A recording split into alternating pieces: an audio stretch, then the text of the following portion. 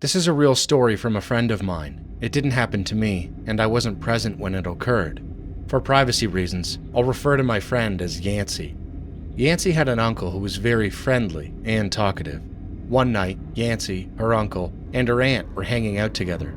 It was around 12:30 a.m., and they were standing beside the road, just talking. Suddenly, without any warning, her uncle ran across the road in a frightened, panicked rush. He reached the other side, bent down, and picked up something, or at least that's what it looked like. His arms were open, positioned as if he were holding a person, but there was nothing there. Yancey and her aunt were completely confused. Everything happened so fast that they didn't even have time to process what was going on. Then her uncle sprinted back toward them, still holding his arms as if someone was in them. That's when a car hit him.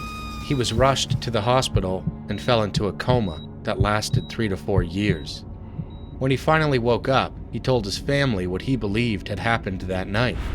He said he saw an old woman who used to sell jujubes sitting across the road. He recognized her immediately and ran to save her because he thought she was about to be hit by a car. Years earlier, there had been an elderly vendor woman who regularly came to their house to sell jujubes. She was especially close to Yancey's uncle and treated him like her own son. He had always been kind to her. Not long after those visits stopped, the woman passed away after being hit by a vehicle. That night, Yancey's uncle believed he saw her sitting across the road. Unfortunately, after the accident, he was never the same again. He lost his mental stability, and his personality changed completely. Maybe it was the ghost of that woman. Maybe she wanted to take him with her, but why would she return after so many years? I guess we'll never know. Hi, I'm a huge fan of your YouTube videos, and I wanted to tell you a story my friend experienced, so I hope you get the chance to see this. Anyway, this happened when he was 13. He was working with his uncle at a water park in El Salvador for some extra money. He had been working there for a few weeks already. One day, while they were cleaning, his uncle realized that he had forgotten his tools in the bathroom and was about to go get them when my friend asked if he could go instead, because he had never really explored the water park like that. His uncle said yes, but then started to say, "If you see someone, don't run." My friend thought his uncle was just joking and tried to laugh it off, but his uncle looked serious. That kind of freaked him out, but he brushed it off since they joked around a lot. While he was on his way to the bathroom, he mentioned that it was pretty far, but he kept walking. About halfway there, he suddenly heard a door slam. It was really loud because it was a metal door, and that completely freaked him out. After pausing for a moment, he saw a woman dressed entirely in white. She looked wet, almost transparent. He stood there for a second, terrified, and then started running back toward his uncle. As he ran, he could hear wet footsteps slamming against the pavement, getting faster and faster behind him. He later said he was glad he was active and played soccer because he was able to run really fast. When he finally reached his uncle, he started tearing up and explaining how he saw a woman dressed in white chasing him. That's when his uncle said, I'm sorry I didn't tell you about this before, but this place is haunted. The woman you saw was a ghost. Her children drowned here, and the pain completely broke her. She ended her life in that bathroom so she could be with them forever. After hearing that, my friend didn't know what to say or do. He just stood there in silence.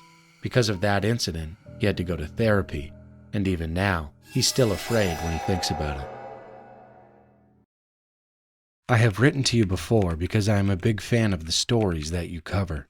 I shared my story about a weird man that I used to see at my grandmother's house, but back then I didn't share many details because I was scared. But today, I'd like to share the whole story with you. I'm 16 right now, but this story happened when I was about 7.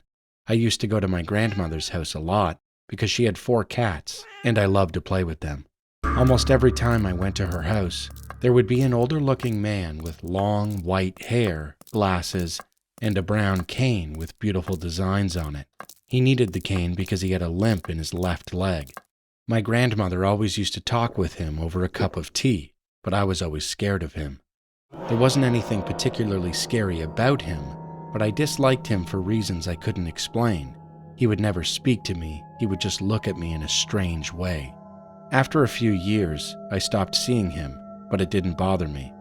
Only about 2 years ago, I asked my grandmother about him, and she said that she didn't know who I was talking about. I tried explaining to her how the man looked to jog her memory, but she still insisted that she didn't know him. I realized trying to remind her about him was pointless, so I asked my other family members about him, and they also had no idea who I was talking about. Finally, the last person I asked was my younger sister, who was 13 at the time. I asked her if she remembered him, and to my surprise, she actually did. But she remembered him a little differently. She told me she remembered him having a limp in his right leg, and that his cane wasn't made out of wood with designs on it.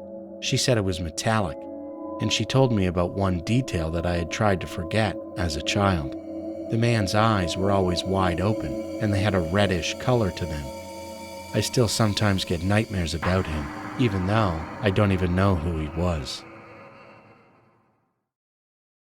This story happened about a year ago, but I still remember all the details. Details I wish I could forget. In the summer, my sisters and I had a habit of going out for late-night walks. Walking at night in our neighborhood felt calming, and we also walked because we couldn't stand the unbearable heat in our apartment since we didn't have an air conditioner. One day, my 2 older sisters decided to walk without me, thinking I wouldn't go. So I decided to go out and search for them so we could all walk together. The neighborhood that night was very calm, almost too calm. There was a cold mist, and the wind whistled softly. When I realized I was a bit too far from my neighborhood, I decided to go home, thinking my sisters had gone back earlier that night. On my way home, however, I noticed a silhouette of a guy running toward me from not too far away. At first, he seemed like he was jogging, but my instincts told me to run as fast as I could. As I started running, the guy was already behind me, moving at a terrifying speed. I started to panic. Fortunately, I was close to my home. I didn't want to go there because that would have been a dangerous move, but I had no choice. The moment I reached the apartment, I felt a sense of relief. The guy, however, was right behind me, exhausted and breathing heavily. I rang my family's apartment bell and pretended to be on the phone. Eventually, I got inside and didn't say a word to my mom or my sisters because I was too scared. Ever since then, the thought of meeting that guy again has never left my mind. I became paranoid, and obviously, I stopped going out at night with my sisters. I was even worried for them, afraid they might encounter the same experience I lived through, but with a worse outcome.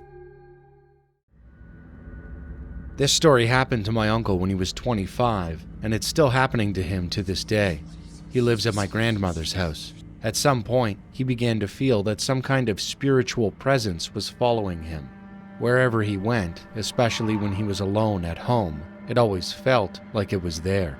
He didn't think it was an evil spirit, but strange things kept happening around him, almost like something out of a Poltergeist story. When he took a shower, he would suddenly hear the toilet flush by itself. Sometimes there were knocking sounds on the mirror, or shampoo would come out on its own. When he was eating, his spoon would slip out of his hand for no reason. Cups filled with water would suddenly fall over. Sometimes, even the taste of his food would completely change. He would make spicy food, but it tasted sweet instead. When he tried to study, loud noises would suddenly blast from his speakers, scaring and distracting him. Even while watching TV, strange things would happen, as if something was deliberately trying to bother him. This happened almost every day, but despite all of that, he never thought he would actually see it. Then, one night, something unexpected happened. Around 2 a.m., my uncle fell asleep. Not long after, he heard strange noises coming from outside his room. Curious, he slowly looked through the slightly open door. That's when he saw it. Standing in the hallway was a figure wearing white clothes with long black hair flowing as if it were being blown by the wind. It looked like a woman. The sight was terrifying. He realized that the figure was staring directly at him. Instead of running away, my uncle stared back without blinking. They looked at each other for several minutes. Then, suddenly, the figure vanished into thin air. To this day, my uncle says he can't forget that moment. He still wonders who or what that spirit was. and why it chose to follow him. Hey, for privacy reasons, let's call me Aurora, and this is my story. I was 15 at the time this incident happened. To give you a brief background about myself, I lived with my parents and grandparents and was a high school student at the time. It was a Friday night, and as an enthusiastic adolescent, I begged my mom to let me stay up late since I didn't have school the next day. She agreed and said I could stay up until 2 a.m., no later than that. I was very happy because I had a solo movie night planned. I went to the kitchen, prepared popcorn, reheated some pizza, returned to the living room couch, and put on the latest horror movie at the time. I have always been a horror fan and was never scared of things like that. The movie ended around 1 a.m., and since I still had time before bed, I started watching some YouTube videos. After a while, I heard some rustling sounds coming from the kitchen. Thinking it must be my mom, probably getting water, I didn't think much of it. Before I continue, let me give you a bit of detail about my house. My living room area was right after the main door, and the kitchen was right behind the sofa. It was a closed kitchen with a door-like entrance. Suddenly, I heard a faint voice calling my name. Thinking it was my mom calling for me, I turned around and noticed that the kitchen lights were off, which was odd considering my mom is very scared of darkness and things like that. Before I could think any further, I saw my mom's hand protruding from the entrance of the kitchen, gesturing for me to come to her. It was more like a faint shadow, but I could tell it was my mother because of the rings on her fingers. She loves wearing rings. Without thinking much, I set my laptop aside and stood up to go to her. As I reached the kitchen, I turned on the light, and to my utter shock, I saw the kitchen was empty. There was no one there. Then who gestured for me to come over? And who was calling my name? While I was still in shock, I suddenly heard a loud noise. It was my mom yelling my name from her room. I turned and saw her standing in the bedroom doorway, telling me that it was already 2 a.m. and that I needed to go to bed. Not wanting to scare her, I didn't say anything and went to bed. The next morning, I told her everything, and she was shocked as well. Trying not to scare me further, she brushed the topic off, but I could clearly see the unease on her face. 6 months later, we moved to a new apartment complex. I'm 22 now, and to this day, what happened that night remains a mystery.